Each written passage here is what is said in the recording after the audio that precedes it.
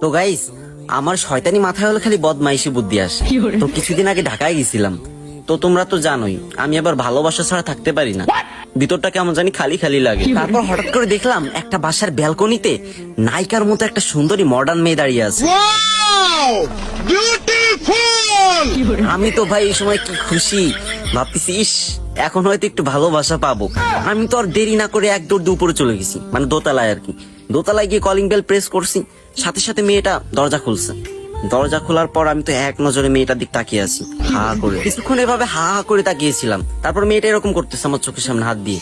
তারপর বললো, এই যে মিস্টার, কি চান আপনি এখানে? হ্যাঁ, আপনি কে? তো তখন আমি বললাম, আমি পারভেজ ভাই, আমারা চিনেন না? আমি তো ওই যে টিকটকে মুজরা করি, মুজরা।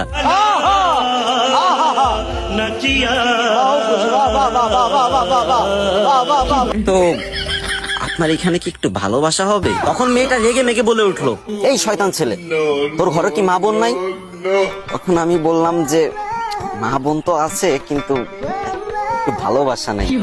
শুনলাম আপনি নাকি সবাইকে ভালোবাসা দেন, তো আমাকে একটু ভালোবাসা দেন না প্লিজ। তখন মেয়েটা বলে উঠলো, আর এভাবে হা করে তাকিয়ে থাকার কি আছে?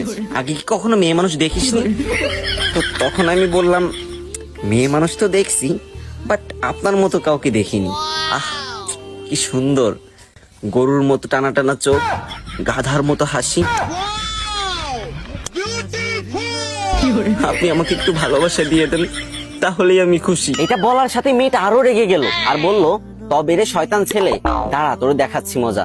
তাই বলে আব্বুর ডাকা শুরু করলো, আব্বু, ও আব্বু, এই দেখো দরজার সামনে একটা ছেলে আমার ডিস্টার্ব করতেছে। এইটা বলার সাথে ওর বাপ, মানে বুড়ো বাপ, লুঙ্গি পরে কাঁচা দিয়ে ঘরের ভিতর লাঠি ঠ্যাঙ্গা যা আসলো সব নিয়ে দরজার সামনে এসে হুমড়ি খেয়ে পড়ছে আর বলতেছে, এই ছেলে, কে রে তুমি, কি চাও এখানে? তখন আমি ভাবলাম, না, সিচুয়েশন তো খুব খারাপ, কিন্তু আপনারা তো জানেনই আমার শয়তানি মাথায় বদমাইশি বুদ্ধির অভাব নাই। তখন আমি আঙ্কেলকে পাশে ডাকলাম, এক সাইডে ডেকে বললাম, আসসালামু আলাইকুম আঙ্কেল। তখন আঙ্কেল বললো, ওয়ালাইকুম আসসালাম, এখানে কি চাও তুমি?